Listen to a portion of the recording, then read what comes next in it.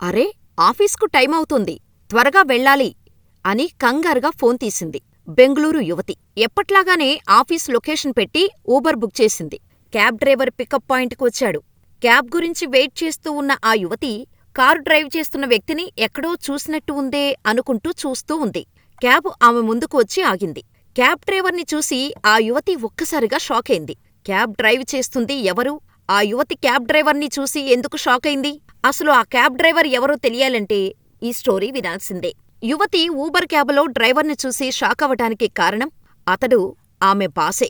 తనకంటే ఉన్నత హోదాలో ఉన్న బాస్ ఇలా క్యాబ్ నడపటమేంటో ఆమెకు అర్థంకాక క్యాబ్ డ్రైవర్గా వచ్చిన బాస్ను చూస్తూనే ఉండిపోయింది. కాసేపటికి ధైర్యం చేసి, సార్, మీరు డ్రైవర్గా ఎందుకు చేస్తున్నారు అని అడిగింది. దానికి ఆ మేనేజర్, బోర్ కొట్టినప్పుడు సరదాగా డ్రైవింగ్ చేస్తాను, డబ్బుల కోసం కాదు అని బదులిచ్చారట. ఈ సమాధానం విన్న యువతి మరింత నివ్వెరపోయింది. ఆమె దీనిని సోషల్ మీడియాలో పోస్ట్ చేయగా తెగ వైరల్ అవుతోంది.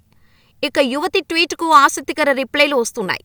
ఓ వ్యక్తి ఈ పోస్టుకు అతను డబ్బు కోసమే డ్రైవర్గా చేస్తున్నాడు, బెంగుళూరు ట్రాఫిక్లో ఎవరూ సరదా కోసం డ్రైవింగ్ చేయరు అని, బెంగుళూరు ట్రాఫిక్ ఎంత దారుణంగా ఉంటుందో తెలిసిన వారెవరూ కేవలం సరదా కోసం డ్రైవింగ్ చేయరని, ఖచ్చితంగా ఆర్థిక కారణాలే ఉంటాయని అంటున్నారు.